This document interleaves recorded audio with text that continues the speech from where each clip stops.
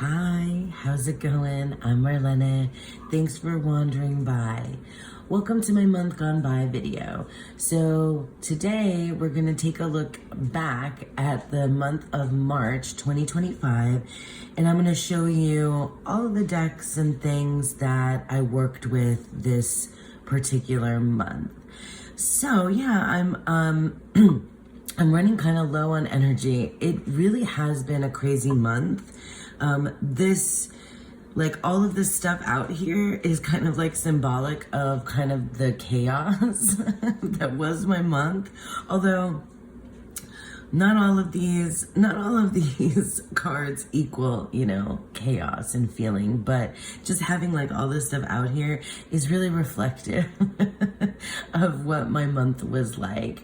Before I get into it, like I can tell you, I've told you before that this year has been wild and crazy for me. My partner, Sean, was in the hospital and had surgery, and he's been home recovering, and was doing, much better. And then we had a car accident. He's okay. He's doing fine. And then also the other car, we had two cars, and essentially the bottom line is that like we were down two cars and needed to get two new cars, which is like an expense that I was just absolutely not prepared for in any way, and it was a struggle, but we were able to pull it together. We have vehicles. It's like you can't not have vehicles in South Florida. Like there's no way. Like it's just impossible really to get around. But all that to say that it's just been like one thing after the other. I keep telling my partner that I feel like we're just running this obstacle course. I feel like we've been running this obstacle course, and just when you think like you're like nearing the finish line, it just like boom, another obstacle gets thrown in your way. I mean, I guess such is life, right? But it's just been it's been a lot, and I'm starting to finally feel like we're in a place where we're able to like start anew, start fresh, start over, and kind of like release some things and like go forward. And a lot of this is gonna, reflect that. And so let me kind of just start taking things away from here, and I'll show you what they are. I mean, first of all, these two cards are representative of the animal that was chosen for Animal Gnosis. I am part of Tegan Cosmic Creepers Patreon, and I've mentioned this all the time, but every month Tegan offers content on Patreon, and it varies. I mean, Animal Gnosis is the big draw for me as part of it, but she definitely does other stuff there, witchy stuff and tarot stuff and all kinds of amazing content.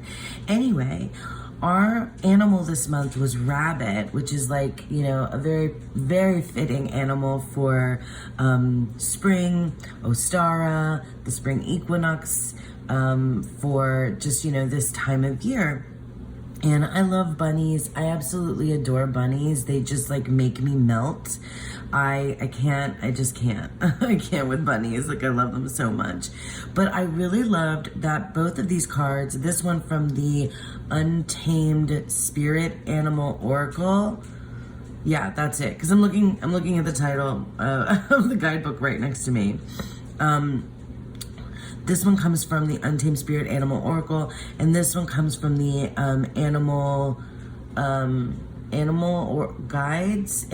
Spirit Animal Guides. Oh my gosh, this one is created by my friend Andy, and I'll link both of these down below, but they both have the same keyword, sensitivity, and that word really has really spoke to me about how I was feeling.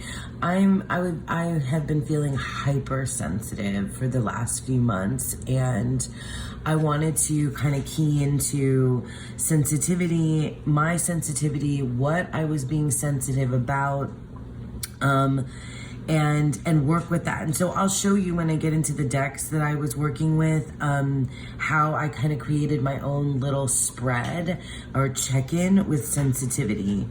If you can hear the noise in the background, that's my dog Hilo. He loves to eat the second that I sit down in the space. So that was, you know, the animal gnosis, which I always take part in. Next layer is our cards from the, sorry, I was reaching across because I have the whole deck here, from the Canto Oracle, which I have in order, and this is like my weekly cards. Yeah, and these are the backs. These are my weekly cards because there's 52 cards in this deck in the Canto Oracle. It is designed to use it. You can use it in this way with one card a week for 52 weeks out of the year, beginning on the winter solstice. And so that's what I've done. And I went through weeks 11 through 14, and I can't even, I mean, I've been working with this deck since the beginning of the year, but I can't even tell you just how perfectly these cards and the archetype of these cards matched this month of March. Like, they've been working before, but the sequence, the narrative across these 4 cards just really spoke to me this month. And I tend to, what I do is on Monday or Sunday, depending on, you know, what's going on with me, I will read the in the guidebook and like kind of just underline or highlight one or a couple things that stand out to me. And so the card for the first week, what I underlined was pretend you know nothing. And this was all about like noticing, you know, what you don't know in the world and sort of like releasing. So like this archetype has one further message. If an octopus loses a tentacle, it will, like a plant, grow a new tentacle in its place. If you are drawn to this archetype at a time when you feel as though you are losing or have lost a limb of your life, trust that a new limb will emerge. And so that's, oops, I hit the camera, sorry. So at the beginning of the month, it was all about like, you don't know anything. You're getting something new. You've lost something. And this is exactly how I was feeling, you know, in my personal life. I was been experiencing a loss, you know, losses really. And then the next week we had Licking Dew from Green Leaves. And what stood out to me for that was draw your attention away from the obvious. Receive what is available now. It asks you to humbly accept what is available in this moment and to trust what is here now, and will give you the very trust that what is here now will give you the very sustenance you most need to make it to the next needed source. And I was like, I don't know how to do this. So this is like, pretend you know nothing, you've lost something, but you're gonna get it back. And this is like, you know, stop looking, I mean, to me, this is like, stop trying to force things, like accept what you've got right now. Like, just accept what you've got. And that, I was like, I don't know, I don't know how I can do that. But I was slowly in this process, and that's when, like, the whole thing with the car accident and everything happened here. Your delight charms the world was the next one. And in the next week, it's, what did I underline? Okay. The joy of accepting instead of reacting, of being instead of doing.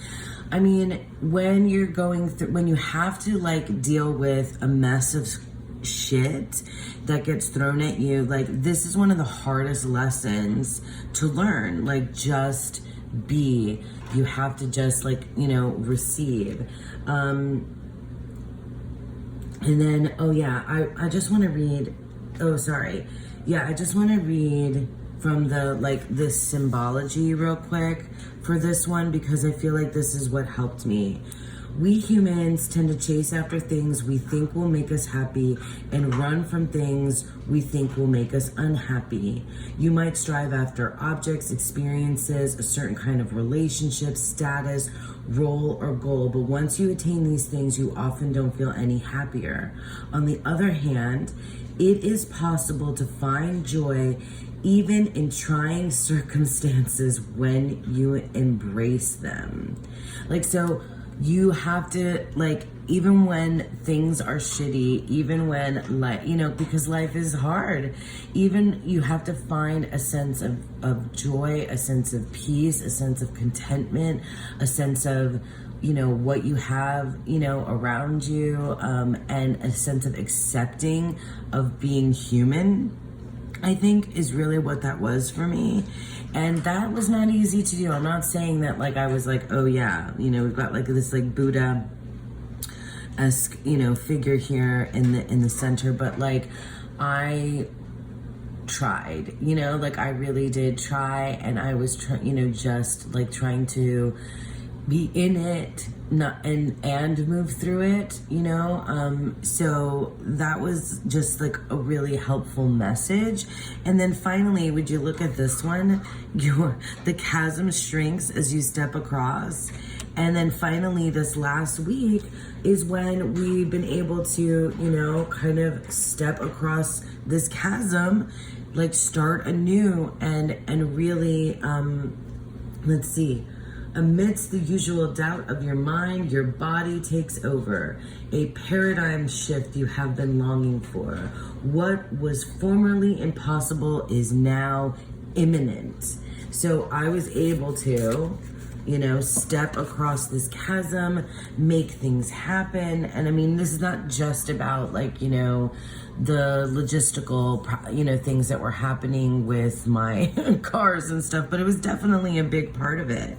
But it was also, there's also, you know, stuff that's been going on with my job and with, you know, interpersonal relationships and, you know, familial relationships and all kinds of stuff that this made sense for as well. Like, you know, losing something and, you know, starting anew, or having this like new mindset, like of acceptance and of what you already have, and not trying to go outside of it, and like feeling happiness even when things are shit, you know, like feeling contentment, feeling an understanding of you know, life even when things are shit, and then being able to start anew. You know, this has lots of Fool energy here, this card. And yeah, this was awesome. The Kanta G Oracle. I've been really enjoying this particular practice throughout the year, and it's been very worthwhile. So we'll put these guys here. And then we're gonna have, this will be my next card for next week, which will kind of, you know, I think it starts at the last day of March, yeah, and then we'll go into April. So down here we have, these are the Decan cards. So we started a new astrological year with the zodiac sign of Aries. I practice paying attention to the decans. For those of you that don't know what I'm talking about, I will go ahead and leave links in the description box below for decan videos and decan walk videos. But we started the new astrological year with Aries, and I pulled out, you know, some decks to work with, and put this on, you know, here in my reading space for the first decan of Aries, which is the Two of Wands, Mars and Aries. And so these cards, I'll grab these first because we're going to be switching them out now soon. Well, these will stay because all of spring gets the Ace of Discs and the Princess of Discs. Mars is the Tower, and Aries is the Emperor, so that's why those are there. And then the whatchamacallit, the court card that is for the last decan of Pisces and the first 2 decans of Aries is the Queen of Wands. So all of these cards come from the Telos Tarot 777 that was created by M.M. Moline. So I have my Telos Tarot here. I have a full walkthrough of this deck, so I'm not gonna go, show you a lot of it because you can go check out that. But we'll be pulling out the cards for Aries 2 coming up here on March 31st. And then I have, so, for those of you that were interested in knowing, like, what exactly do I do to celebrate the decan, it's mostly just, I take out these cards and I light incense, I read a poem, and I invite in the energy. And then I've been also doing, working with my own Deck and Walk spread book and doing a spread. But yeah, the first phase of Aries is a very, it's really for me, it's a time of surveying, which I think lines up really well with the Kantaji Oracle. It's a time of surveying your dominion, right? Your kingdom, your own little world, and seeing what you have control over and what you don't have control over. And I think and it's only 10 days, it wasn't the whole month of March, but it's a time of releasing control or gaining control, of what is within your power, breaking things down with the Tower and reconstructing them, planning and surveying, basically. So this is from a deck of the Picatrix Decans, and I've lost the these are the backs. I've lost the box for this, but this is a collage style deck that has each of the decans with an image that's taken from the Picatrix, which is a 13th century book of astrological magic, the Picatrix. So I've been actually wanting to use that this time for my decan practice, because at this point I don't even know if I'm calling it a decan walk so much anymore as decan. I think I called it decans forever. My decan practice. And then these cards are from the Arcana of Astrology, which is a deck, an astrology deck by Claire Goodchild, and I keep it in this little thing. So a lot of these Aries is definitely going to be staying out. Some of these, I'll switch through, but we have Mars for the Tower, and Aries, and then the first house. So I will switch out, my astrology cards. I guess I can flip through this just real quick. It's really just the, I love this. It has the moon phases in it. I might incorporate that at some point. But moon phases, planets, and zodiac signs. So those will be coming out. I might even use them for readings as well. So the astrology cards are there. And those are some of the overarching practices that I've done for the month of March. Oh, and then I have my Pegasus card. Let me grab that. So I've been using the Pegasus Oracle across zodiac sign seasons. So there's typically will then be 2 zodiac signs that cover 1 month. So this is the Pegasus Oracle. Here are the backs. So it has, I just love this deck so much. It doesn't have that many cards, but Pegasus for me is a guardian and watches over me, and really just takes care of me, and I feel it's not just me, it extends out into my family. So for March, we started in Pisces season and ended in Aries season. So the card that was watching over myself and my family for all of Pisces season was the Pegasus of Rainbow Light, and then which really was wonderful and healing. And then then we pulled this Pegasus, the Descending Pegasus of the Violet Light. And the guidebook is, it hit or miss for me with the Pegasus Oracle, but I have my own like kind of symbolic associations with things, and I really kind of don't need it, because there's, just Descending Pegasus made sense to me. This was really about going inward, and that's been a bit of a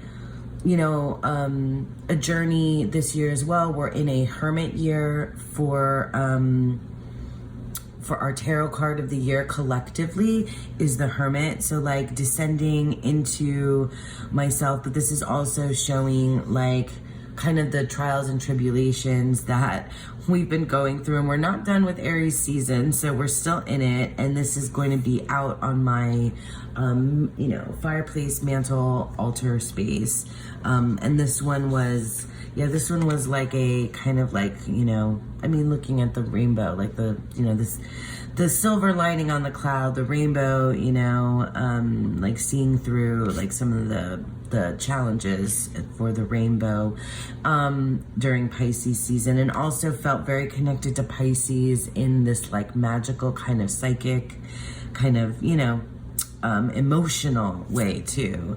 And Aries, I didn't get anything fiery, which I think is interesting. And this feels like connected to Aries. It's like a descent into like this like kind of smoldering energy. Anyway, those are like the overarching practices for my month of March. Okay, I just wanted to show you really quickly too my journal. So I use this oh my gosh, what is it even called in the front? This is an Apica notebook, and this is like really good with fountain pen ink. Anyway, I just sort of have this like one page for the month. It could change throughout the year, but I've just been kind of keeping track of things here. So March 2025, this is a line from my year-long poem, Raise Thunder, Harpies Speak, Winged Words, Swift but Weak. That's so funny. Like everything comes together. But yeah, I keep track of the decks that I was using. So I'm going to go through those decks. I talked to you about Animal Gnosis and the Canto Oracle. I need to check that off. And then these are the books that I read in March. I'll talk about books in a different video. I only noted one show that we were watching, which was the White Lotus season, the first season. I'm really behind on new TV shows and such. And then these are where I keep track of the decans, the new moon. It's interesting because I pay attention to the new moon. I feel the new moon more than the full moon. Not sure why, and sometimes I do readings for the new moon, and sometimes I don't. So this month I did not. And then I told you these were my two Pegasus cards. Oh, I didn't mention it, but like the arc of this month, at the end of the month was my father's 80th birthday and my daughter's 11th birthday. And through the midst of all of the chaos and craziness and things that were happening, like we got through it and were able to celebrate for my kiddo and for my dad, my kiddo loves sharing her birthday. It's not exactly the same day, but it's close, very close. Sharing her birthday with her grandfather. And family came in as to surprise my dad. And it was just like such a nice way here to end the month. And I just like, that's that whole like, stepping over the chasm. This card. I think it's this one. Oh no, it's this one. This like the chasm shrinks as you step across. Like this is precisely what we did here. And I was just, like as you can imagine, with all of these things that I had going on, stressing out that I wasn't going to be able to do what we wanted to set out to do for my daughter's birthday. But we got it, we managed, and it really, it wasn't about like the material things or whatever. It was about everybody like being together and being able to celebrate. And it was just beautiful, and I'm so grateful and thankful that everybody was here and that we were able to have that event and have a good time. So yeah, so now let me stop just yapping on and show you the decks that I worked with. So I started doing a thing last month, was it last month only, that I've been using a jar of prompts to help me pick out my tarot and oracle decks for the month. It's been so much fun. I really enjoyed it last month. I've really enjoyed it this month. I'm going to continue on to do that in April. I don't know that I'll remember the prompts that led me to these, except for maybe this one. I had to use a deck with silver edges.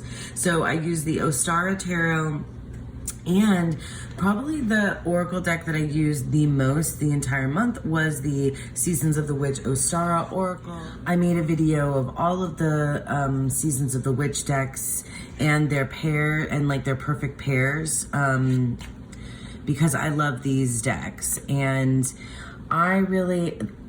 this deck was super versatile with all of the different tarot decks that I had this month. Several of them, really. Yeah, at least three, or if not four of them I used. And then I also like to use the spreads that are in the Seasons of the Witch guidebook. I did them all. I did the Second Chance spread, the Jasmine Moon spread, the Composting spread, the Aries spread, the Spring Cleaning spread. I didn't do the Equinox one or the Easter Cross. I did the interview spread. Like, I like the spreads in here. I was feeling very spreadish this month. I just sometimes I really just like using spreads, and when I'm in a space where I'm like overwhelmed, spreads are great. So yeah, this is gorgeous. And then I used it alongside the Ostara Tarot. If you saw my video, you'll see how great these decks go together. I really like this deck. I really like the imagery. I think that the art really worked well together. In some places it's so RWS, and in other places it's really it takes you a moment to kind of think through. I did not go into the guidebook. Oh, I love the star card. The star is my personal card of the year, so I really have been paying attention to the depiction of the star in each of the decks that I've been using. But in any case, yeah, I have to say these two decks were a lovely pairing, and I use them, yeah, like I said, with spreads quite a bit. Look at that. I just think that they paired up really nicely together.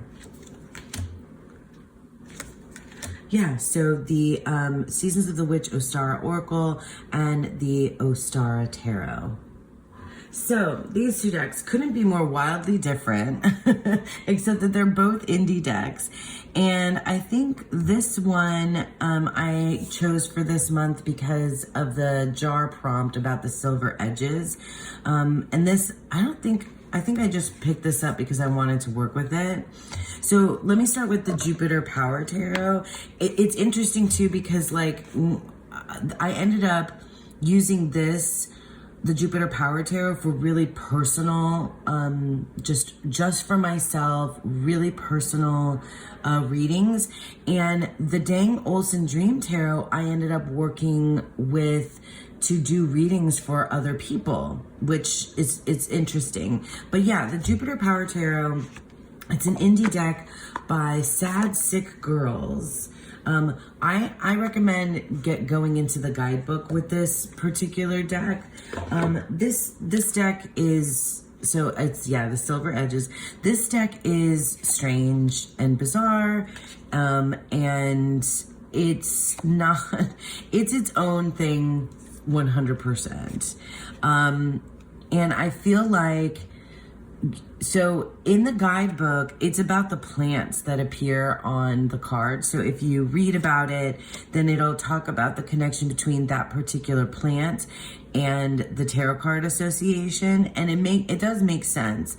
But I have, I don't know, I developed this kind of relationship with this deck because of all of the faces and flowers and ways that the leaves and flowers and faces, like where things were growing from and how it was set up. Like there's also lots of mirroring imagery that happens, and like where the plant is growing from. And yeah, and how just, I mean, I was working with like really kind of intuitive feelings about how the art made me feel, because some of it is really bizarre, some of it's a little jarring, some of it might even kind of gross people out. I prefer the cards that are more not with the faces and the flowers as much. Like this star card, which I said I've been paying attention to the star cards, is not my favorite. I do love this. I did go through and I picked out the cards that I love the most and the cards that I liked and the ones I didn't like so much.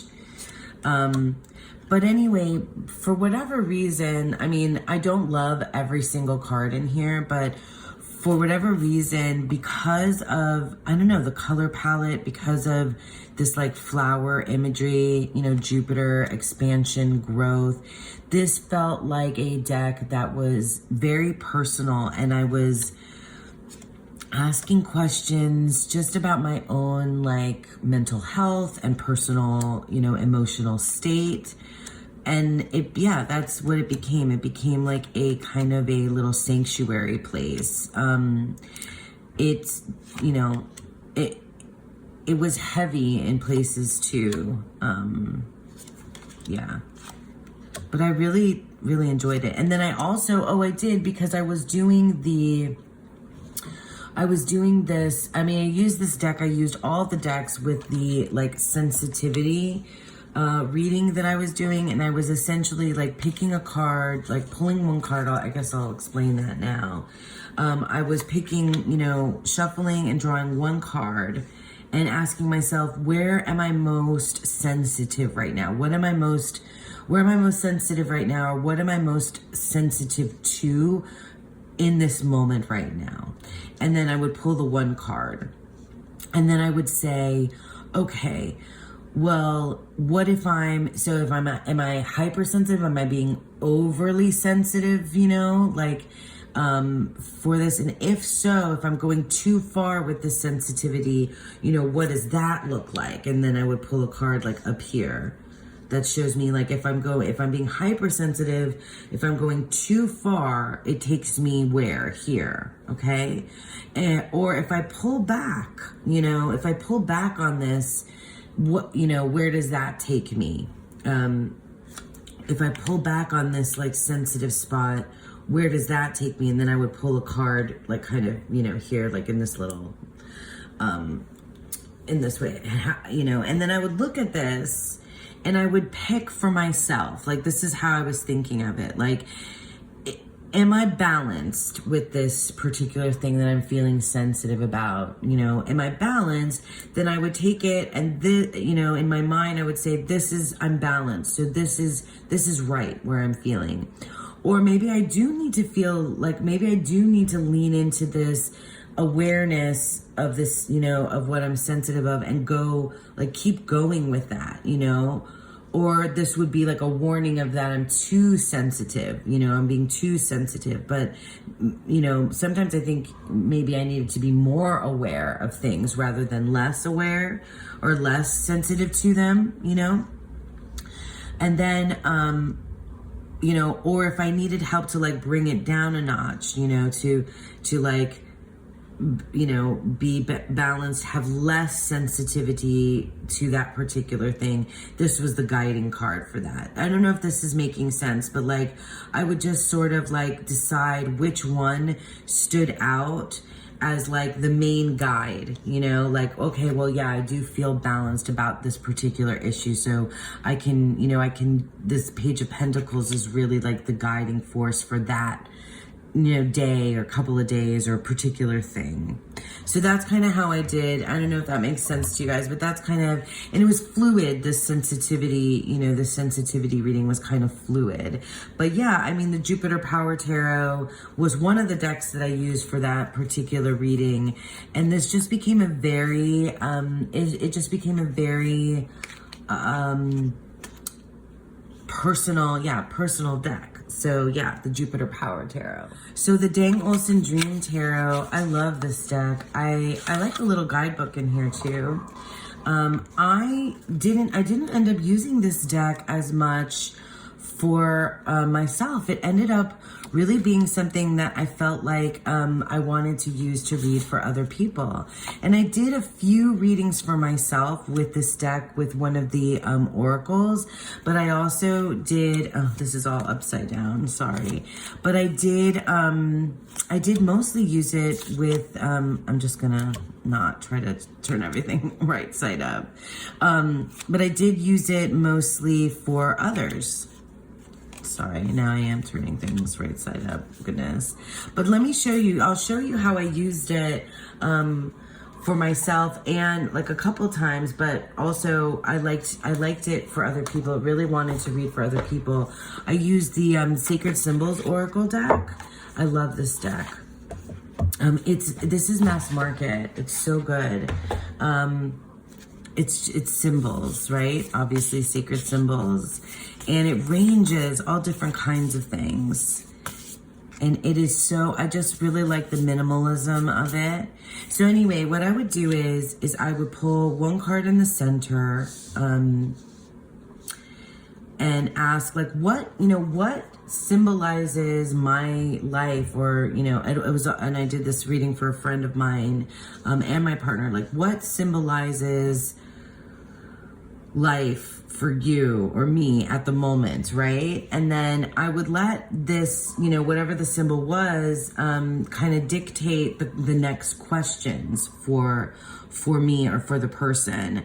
So it'd be like, okay, so, we have this anchor, and the word here is grounded. So what's the anchor, what's the anchor in your life right now?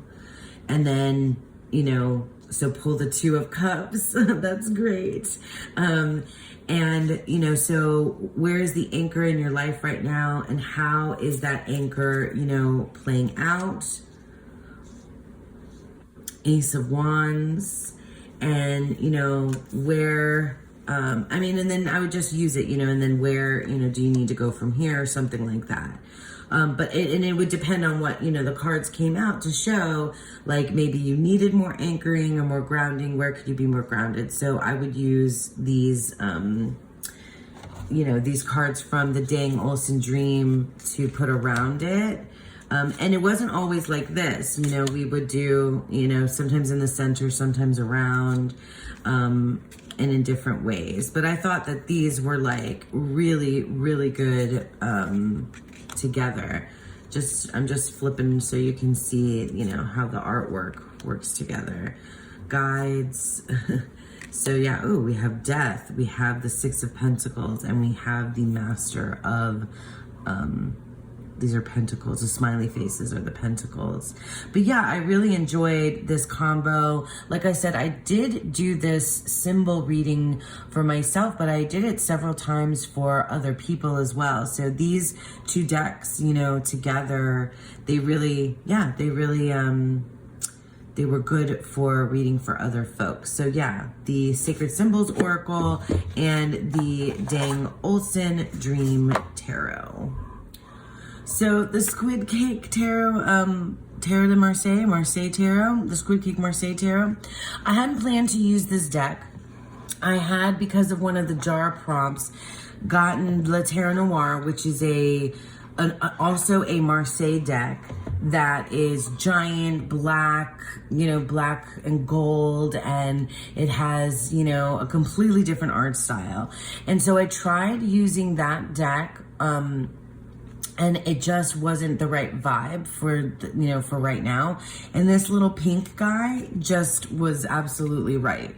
So I've been wanting to learn and work with Marseille for a while now, and I'm starting to get into my groove with how I work with Marseille or pip decks, with essentially with numerology, but also with learning how to read a story through the subtle changes. Well, I guess I'll just do this so it, these are core cards, and no, sorry, those are majors, but so you like the subtle difference. Now I'm not getting any any minors, but when you see like the subtle differences between the changes of like the artwork is what you take a look at, plus also the numerology of the deck, so I feel like, I guess I'm just gonna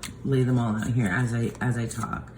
So I had all of this like practical life stuff, happening with decisions that I had to make like financial decisions and logistical decisions and practical decisions. And like, I really felt like this was what was helpful. And so when I needed to ask the cards, what to do in this particular circumstance, where would these decisions take me? There was nothing more straightforward than this little Tarot de Marseille.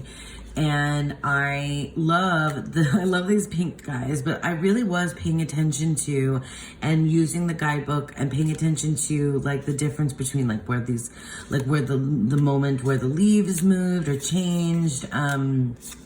It was just, yeah, I'm making such a mess. This isn't like cute. This doesn't look cute here.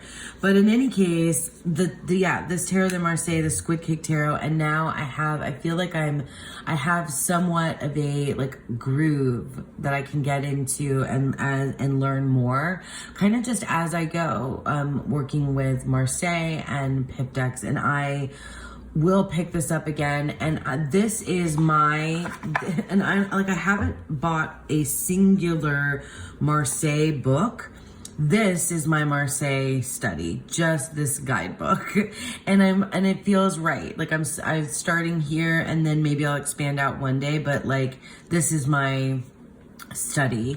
And I can see myself reaching for Marseille, because like when it's like just really like I need a clear cut answer, like just needs to be clear cut, but it is nuanced. It's so weird. Like it is nuanced, but it is also super clear cut. I hope that makes sense. Anyway, Squid Cake Marseille Tarot, the Stolen Child Tarot. This, I ended up picking, I don't remember which prompt led me to this particular deck, but I'm pretty sure this was because of a prompt. And the Stolen Child Tarot is another indie deck. I feel like this deck is just very unique. It's gorgeous, and I used it in like specifically for questions about interpersonal relationships and family things. So this is like definitely an inner child deck for me. It makes me think of a cartoon that my sister and I, well, not just one, but several cartoons that my sister and I watched growing up. And this is, with all of the stuff that I had going on this particular month and very specific things with family, my dad's birthday, my daughter's birthday, get-togethers, just a lot of different things.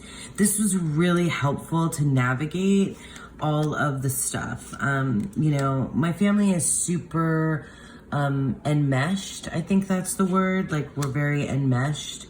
And sometimes it's really overwhelming how close we are. And also, it's just, it's a lot. Like, it's a lot with family. And I'm sure many of you can relate to that. But, this helps me navigate, like, My sense of self inside this very, very tight knit, family.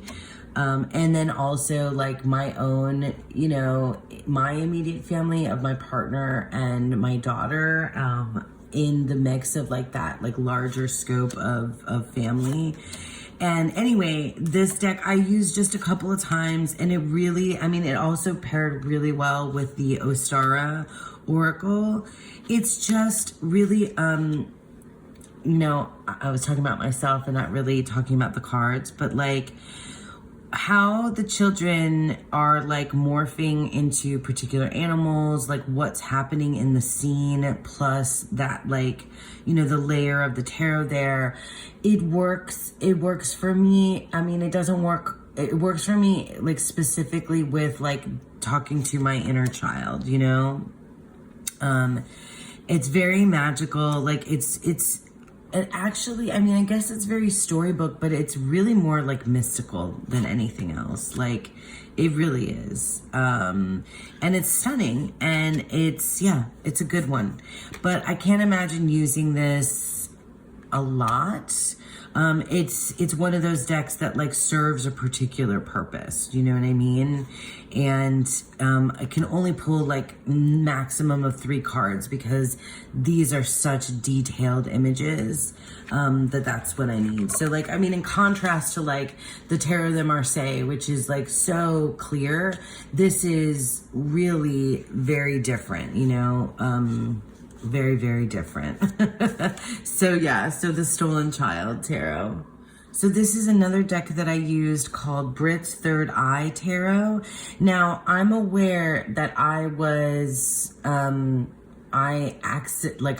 didn't realize that I had purchased a counterfeit deck. I'm pretty sure that that's what this is.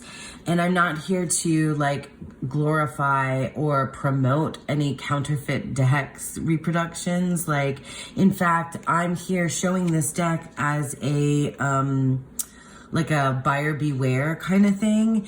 Just be really careful when you're out there. Like, this looked like it in the pictures, the pictures were the actual like creators' pictures.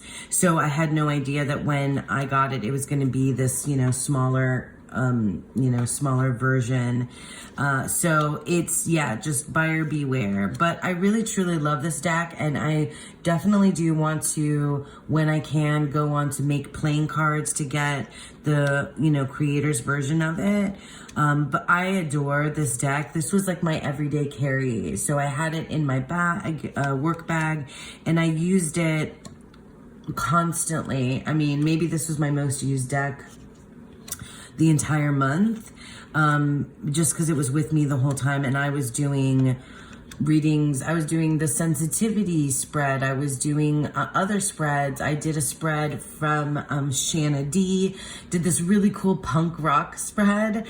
I did a spread that Tegan gave us from our Patreon group. I love this tower card. I did just freeform readings. I used it. I use this deck constantly. I don't know if you could call it, I don't think you can call it a RWS clone, but it is very RWS inspired. This was the card, the Six of Wands stalked me a lot at the beginning of the month, and I finally kind of figured out what that was all about, and that was amazing. I love this Lovers card a lot. This deck, I just love the artwork. I mean, it's just so great. And like I said, buyer beware. I really want to get like the full size actual version of this deck because I really, really love it. But I don't want to like throw it away or anything or give it away. It was my mistake, in purchasing it. But I'm keeping it as a reminder of that, to like, be careful and not do that again. And also to look at this Two of Cups, how cute they are. Oh my God. And to get myself look at the star, and to get myself the actual copy of it. I really want to do that. I really definitely want to do that one day. But, oh, look at that Hanged Man. It's so good, so good. This deck is amazing. I love it. I love it. I used it. I really was like having a heyday. Oh, the Four of Wands. That was such a necessary card that we finally got at the end of the month to celebrate the win. To celebrate, well, you know, and like the celebration, the homecoming, the whole thing, the solidity of the four as well there. So that, yeah, Brit's Third Eye Tarot, like big time, use this deck a lot this month. Okay, last but not least, I pulled out the Tarot of the Divine to use this month. I had meant to mention this. I wanted to mention this before, that I have a goal of working with 25 decks in 2025. And I made a list of the 25 decks that I wanted to work with in 2025. And I've been checking them off. And when I pulled out the Dang Olsen Dream Tarot and the Jupiter Power Tarot, I wanted to make mention of the fact that both of those are on that list. And this deck is also on the list, the Tarot of the Divine. I pulled out this deck because my friend Candy at Candy Soul and Soil is doing a reading challenge. So her challenge is about reading with books. And I added tarot onto that challenge. So she has a prompt for every single month, and the prompt for March, oh my gosh, let me grab the prompt for March is Moonlit March, right? So read a book with a moon on the cover or in the title. So I read the book called Moon Water, and I also wanted to pair it with a tarot deck, and I picked the Tarot of the Divine because it has the moon on the cover. So I thought that was lovely, worked out really well. This is like one of my favorite decks. I mean, it's so, I feel like I'm constantly saying that they're all my favorite, but the Tarot of the Divine, this is like the first deck that I got when I like really started learning tarot, because I had a tarot deck when I was a kid, but I didn't learn tarot from that. This is an oldie and such a goodie, and it's like $15 now. I mean, yeah. This is a deck of deities, folklore, and fairy tales from around the world. I do have the companion book that has just the stories of these cards, but like I never tire of this deck. And I'm glad I picked it up again. I hadn't used it in a while. I love this Eight of Swords. These stories are this is how I learned tarot. Like it works for my brain so well to connect the stories to the tarot card. It's so layered. I just love those layers, you know? Plus this artwork is stunning. I love it so much. Oh my God, I love this story so much. The Two of Cups. This story is so fascinating. I love this. I just love it so much. Yeah, I used this here towards the end of the month quite a bit, and I was doing kind of like big spreads with this one, which I think is kind of funny because there's so many stories and it makes it just like a big reading. But I was doing like Celtic Cross, I was doing all kinds of stuff. I think I even paired this with the Ostara Tarot as well. But yeah, I was doing not a ton of everyday kind of readings, but like some big readings. I did do 3 card stuff too with this, 2 cards, 3 cards. Yeah, I was just really enjoying it this last week. I love the Fool card. The Little Mermaid is the Fool card. One of my favorite things ever. And Sleeping Beauty is the Hanged Man. I love the Star card and this story too. I think it's a Russian folktale. Oh my gosh, so good. Yeah, the Tarot of the Divine, like it's a staple, like it's a tried and true wonderful deck, and it's really nice to go back to decks from like your past that you haven't used in a while and like rekindle that relationship with them. That was also really great, really great. So yeah, the Tarot of the Divine. Okay, guys, so that's it. That is a wrap for my month of March. Thank you so much for sticking with me. I hope that you enjoyed this, and I hope that you all had a beautiful, wonderful March and a beautiful, wonderful day. Bye now.